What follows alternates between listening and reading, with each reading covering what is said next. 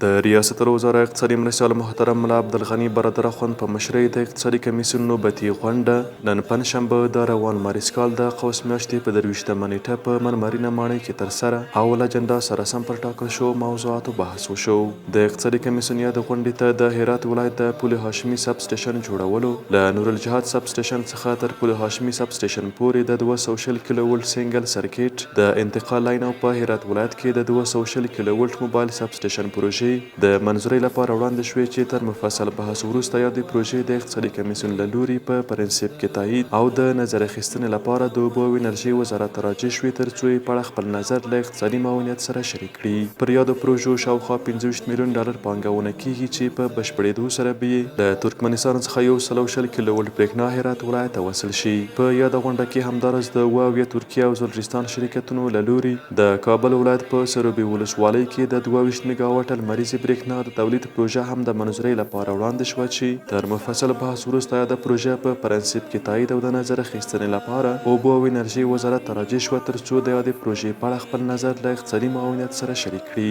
د غونډې په پای کې په افغانستان کې د خوړو نړیوال پروګرام د بشري مرستو رسونکو موټرونو د خاکپولي او ترازوګانو د فیس په اړه هم مفصل بحث وشو. تر مفصل بحث وروسته پریکړه وشوه چې په افغانستان کې د خوړو نړیوال پروګرام د بشري مرستو رسونکو موټرونو ته خاکپولي او د ترازوګانو فیس معاف دی او هغه خصوصي ترانسپورتي شرکتونه به یاد فیس تادیه کوي چې د خوړو نړیوال پروګرام سره د بشري مرستو رسولو قراردادونه لري. همدارنګه د خوړو نړیوال پروګرام مکلف وبلل شو څو د ټولو هغو توکو خریداري په افغانستان کې دننه وکړي چې دلته پیدا کیږي.